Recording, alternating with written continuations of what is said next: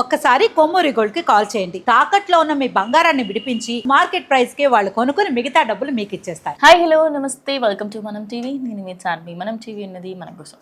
విజయ్ దేవరకొండ, రష్మిక మందన, విరోష్ వీళ్ళిద్దరి పెళ్లికి సంబంధించి గత ఒక 2-3 నెలల నుంచి ఇదే నడుస్తుంది.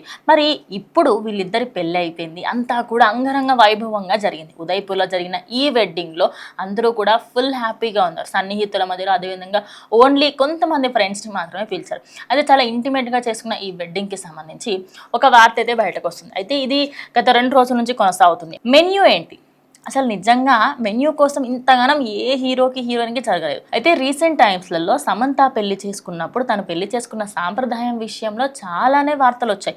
ఇక లింగ భైరవి సాంప్రదాయానికి సంబంధించి అప్పట్లో సమంత గురించి కూడా ఇదే విధంగా సర్చ్ చేశారు. సేమ్ వేలో ఇప్పుడు ఇటు మన విజయ్ దేవరకొండ, రష్మిక మందన పెళ్లికి సంబంధించి కొత్త సాంప్రదాయం అంటే ఏంటి, ఇదేలా ఉంటుంది, కన్నడ నుంచి వచ్చిన ఈ అమ్మడు తెలుగు సాంప్రదాయాలకి సంబంధించి చేసుకుంటారా లేక అటు కొత్త సాంప్రదాయం పరంగా చేసుకుంటారని చాలామంది మాట్లాడారు. అయితే పొద్దున 10 గంటల 10 నిమిషాలకు తెలుగు సాంప్రదాయం పరంగా అది అయిపోయిన తర్వాత మధ్యాహ్న సమయంలో కంప్లీట్గా వాళ్ళ కొదవ సాంప్రదాయం. అయితే ఈ 2 సాంప్రదాయాలలో ఫుడ్ విషయంలో చాలా తేడాలు ఉన్నాయి. అయితే ఒక్కటి మనం మాట్లాడుకోవాల్సింది ఏంటంటే, తెలుగు సాంప్రదాయంలో ఓ పురోహితుడు కూర్చొని మంత్రాలలో అదేవిధంగా జీలకర్ర బెల్లం, తాళి ఇవన్నీ కట్టుకుంటుంటారు. కాళ్ళకి మెట్టలు, అదేవిధంగా తలపైన సింధూరం ఇవన్నీ కూడా ఉంటాయి.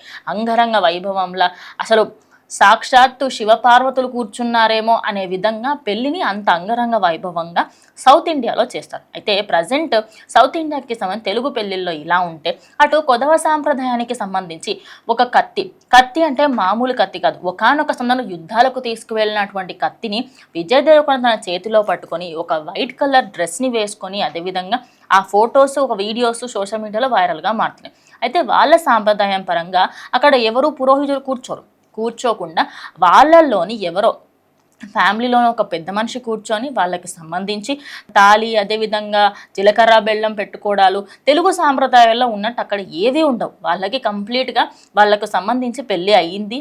అదే విధంగా వాళ్ళిద్దరికీ సంబంధించిన దుస్తులు కూడా కంప్లీట్గా డిఫరెంట్గా ఉంటాయి. ఇప్పుడు మనం ఎలా అయితే చీర కట్టుకున్నప్పుడు కుచ్చులు ముందు పెడతామో, అటు కొదవ సాంప్రదాయంలో రష్మిక మందన చాలాసార్లు తన కొదవ సాంప్రదాయానికి సంబంధించిన చీర కట్టుకుంది. తన ఇన్స్టాగ్రామ్లో ఒక బ్లూ కలర్ శారీ కట్టుకుని ఎగ్జాక్ట్లీ సేమ్ అదే విధంగా కట్టుకొని మంత్రోచ్చారణ చేస్తూ కంప్లీట్గా ఆ ఫ్యామిలీకి సంబంధించిన పెద్దలే వాళ్ళిద్దరు పెళ్లి చేస్తూ ఉంటారు.